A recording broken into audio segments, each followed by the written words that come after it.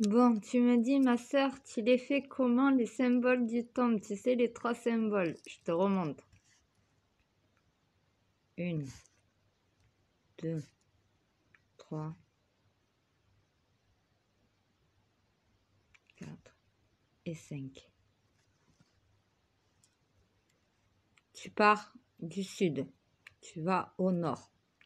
Du nord, tu redescends au sud. Enfin, sud-est, sud-ouest. Puis, du sud, tu pars à l'ouest, puis à l'est, et tu reviens au sud à l'opposé.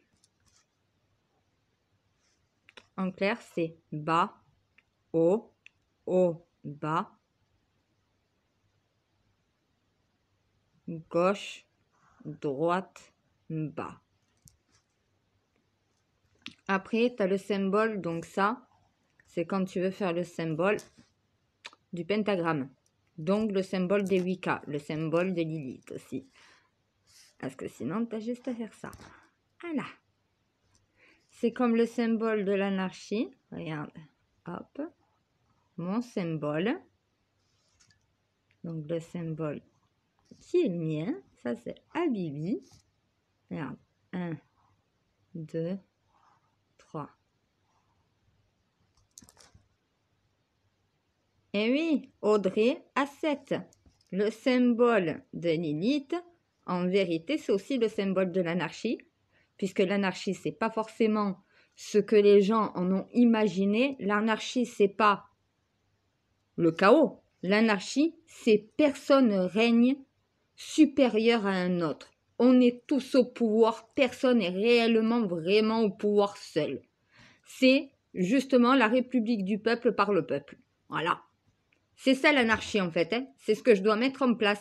Ça veut dire au final que tu sois chef d'État ou que tu sois simple citoyen, tu as le même pouvoir, celui d'avoir le pouvoir dans ton pays. Eh bien oui, c'est ça un peuple souverain. Donc ça, c'est pour le symbole, donc voilà, du pentagramme. Symbole de l'anarchie qui est associé à mon symbole Lilith. Et oui, le A veut dire ascète, veut dire Audrey, veut dire alien, veut dire alchimiste, veut dire anarchiste. Et c'est moi. Voilà. Après, tu as le symbole donc de l'étoile de David. Tu me dis, redonne l'explication. L'homme, le pénis, la pyramide vers le haut, c'est la pyramide solaire. L'homme. Là, tu as la femme.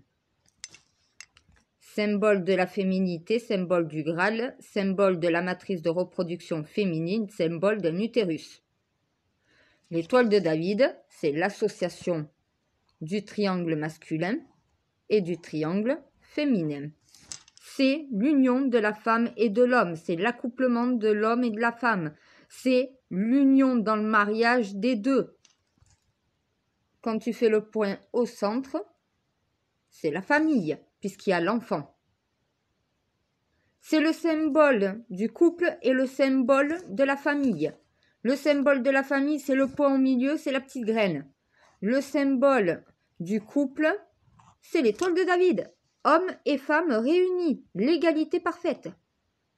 Et tu me dis la croix templière. Alors, la croix templière, tu as deux façons de la faire. Soit tu fais une croix et après, tu viens faire des triangles égaux.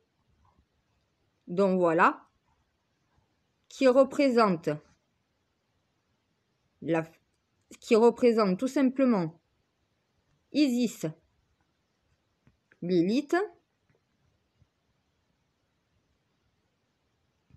donc ma vie antérieure, je tiens à préciser, pas celle que j'ai aujourd'hui, Enki,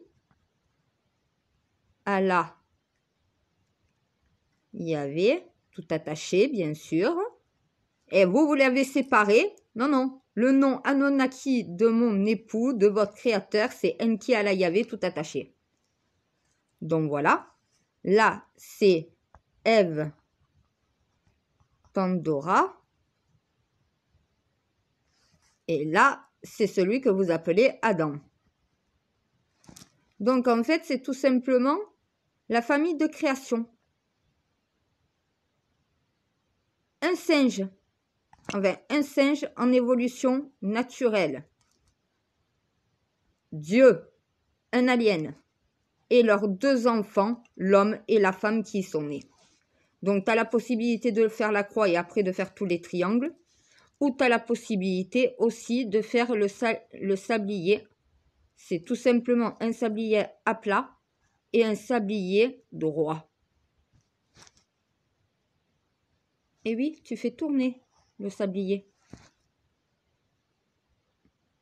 La roue tourne. Je peux pas, et je peux vous expliquer tous les symboles du temple. A priori, selon le codex, c'est moi qui les ai créés dans une vie antérieure.